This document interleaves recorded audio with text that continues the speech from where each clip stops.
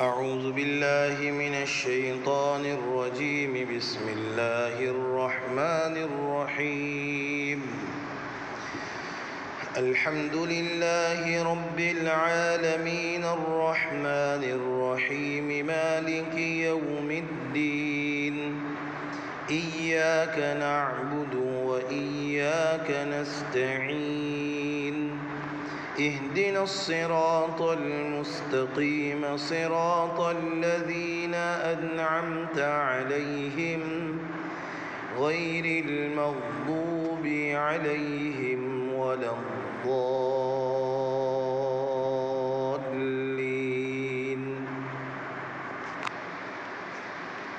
آمين صدق الله العظيم۔ عزیز طلباء و طالبات، السلام علیکم ورحمۃ اللہ وبرکاتہ۔ میں Anglo Urdu high school Urdu medium سے بورنیہ سہیل احمد آپ کی خدمت میں جماعت 11 مضمون عربی سبق نمبر 4 جس کا نام ہے القطار، اس کی مشق لے کر حاضر ہوا ہوں۔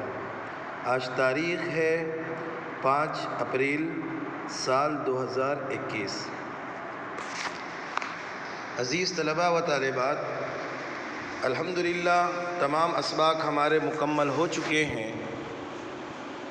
اب ہم ان اسباق کا دور کریں گے جو عام طور پر موضع امتحان ہوتے ہیں،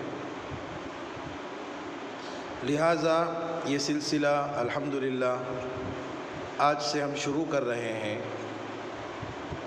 تو آپ جو ویڈیو آپ کو بھیجی جائے اسے دھیان سے دیکھیں، اس میں بتائی گئی ہدایات کے مطابق عمل کریں، اور جو چیزیں یاد کرنے کے لیے بتائی گئی ہو اسے یاد کریں، اور جن اسباق کے متعلق یہ ہدایت دی گئی ہو کہ اس سبق کو آپ کو لکھنا ہے اسے اچھی تحریر اور صاف ستھری تحریر میں لکھیں اور یاد کریں۔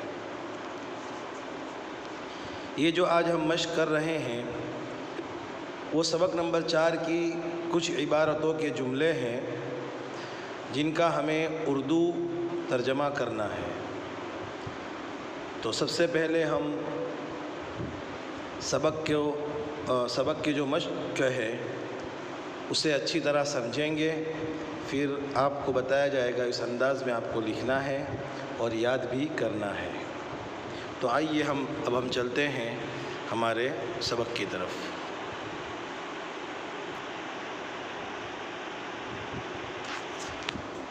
آپ کی اسکرین پر آپ کے سامنے موجود ہے، سب سے پہلے اوپر عنوان دیا گیا ہے نیچے دیے گئے عربی جملوں کا اردو بنائیں۔ تو جو عربی جملے ہیں وہ سرخ رنگ میں ہیں اور اس کا ترجمہ بلیو کلر کے اندر لکھا گیا ہے۔ ہم پہلے عربی جملے کے اجزاء کو سیکھیں گے، یعنی اس کے الگ الگ جو کلمات ہیں ان کا ترجمہ سیکھیں گے، اس کے بعد پورا جملہ کیسے ترتیب سے بنے گا وہ سمجھیں گے۔ سب سے پہلا جملہ ہے ما ھذا الشیء الطویل، ما ھذا الشیء الطویل۔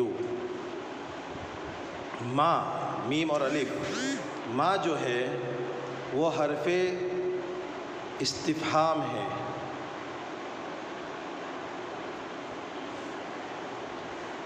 ما جو ہے وہ حرف استفہام ہے۔ استفہام کا مطلب ہوگا کہ وہ کلمہ جس سے سوال کیا جائے، جیسے اردو کے اندر کہتے ہیں ہم کیا، کسی چیز کے متعلق سوال کرتے ہیں تو پوچھتے ہیں کیا، گجراتی میں کہیں گے شوں، انگریزی میں کہیں گے واٹ، یعنی یہ جو استفہام ہے۔ اسی طرح عربی کے اندر ما ہے، اور بھی عربی کے اندر استفہام کے کلمات ہے، یہاں پر ما ہے جو حرف استفہام ہے، اس کا معنی ہوگا کیا۔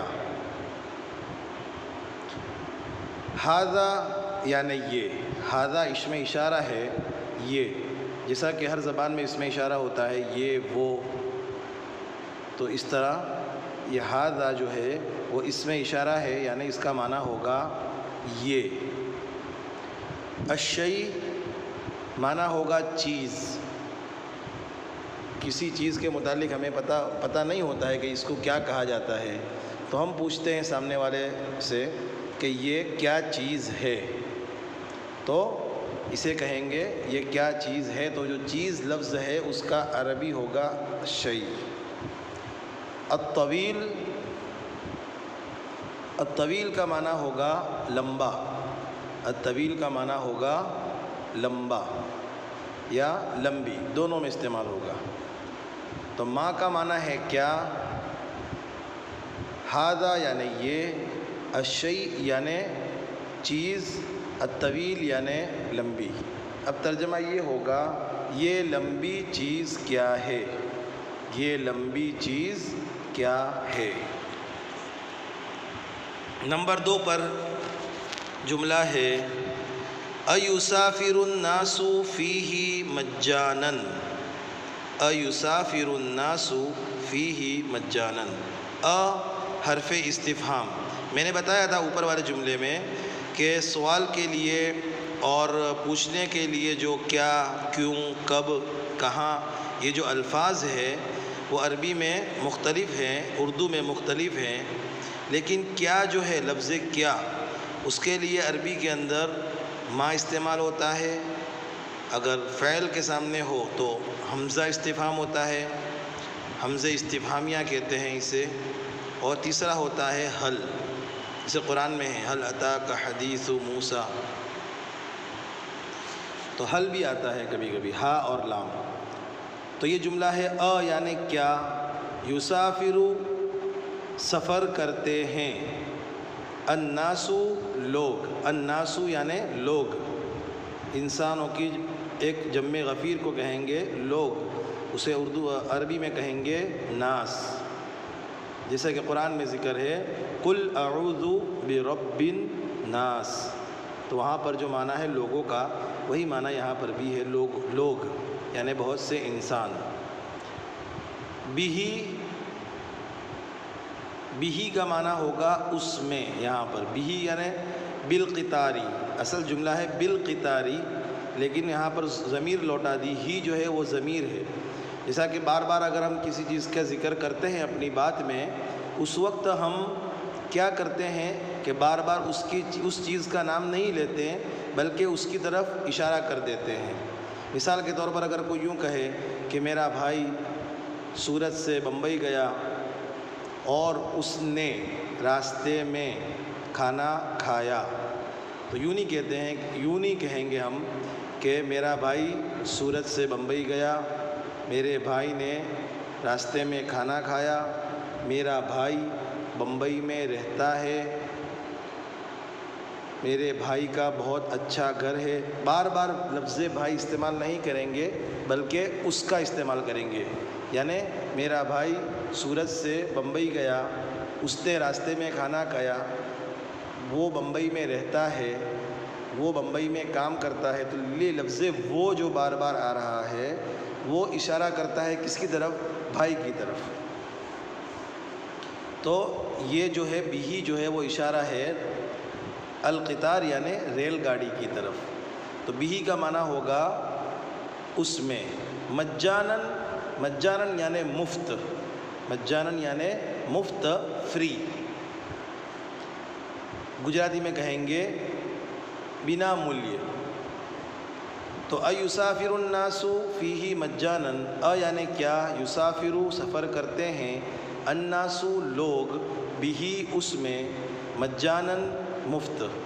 ترجمہ ہوگا کیا لوگ اس میں یعنی ریل گاڑی میں مفت سفر کرتے ہیں، یہ اس کا پورے جملے کا ترجمہ ہوا۔ آئیے ہم چلتے ہیں اب تیسرے جملے کی طرف۔ من این تشتری التذاکر، من یہ اس کا معنی ہوگا سے، کہتے ہیں نا بمبئی سے سورت، سورت سے احمد آباد، تو یہ لفظ سے جو ہوتا ہے دو اسم کو اور دو ناموں کے درمیان استعمال ہوتا ہے، اسے کہتے ہیں عربی میں من، یعنی